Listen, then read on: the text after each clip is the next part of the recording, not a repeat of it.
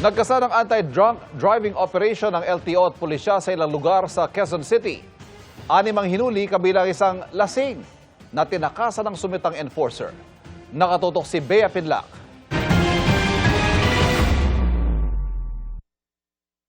Where's the justice? Really? Don't me. Tell me, where did I go wrong?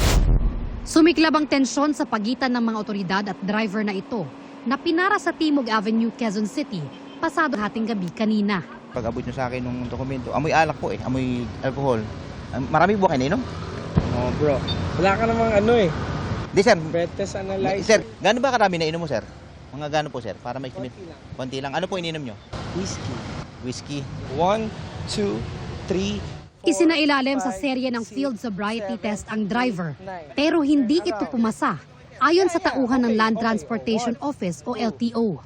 No, failed ba yung dalawang test? No, I contest. Like really? No. At saka sir, No. I contest. Like really.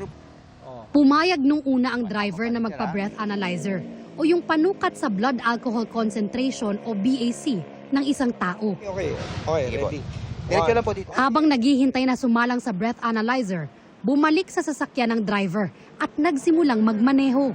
Pero hinarang siya ng mga otoridad. Tell me kung pumasa, then done. Kung hindi pumasa, then what? You tell me.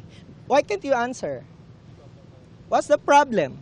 Sir, hindi po kami pwede mag-disclose ng amount or penalty. Tell me, Domingo.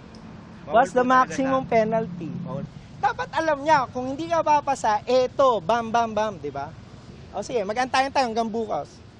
Tumanggi na kalaunan ng driver na sumailalim sa breath analyzer. Tinalikuran na niya ang tauhan ng LTO. Pumasok sa sasakyan at nagmaneho paalis. 2 sa mga kasama ng driver naiwan pang nakikipag-usap sa mga otoridad. Kakaharapin po niyang kaso ay administratibong kaso sa LTO kasi po tinakbuhan po niya yung nag-alcohol breath analyzer test po sa kanya. Pinag-aaralan pa po namin yung mga posibleng maikaso doon sa driver po na tumakas po kanina. Isa lang siya sa 6 na driver na nahuli sa anti-drunk driving operation ng Quezon City Police District o QCPD, Land Transportation Office at Highway Patrol Group kagabi.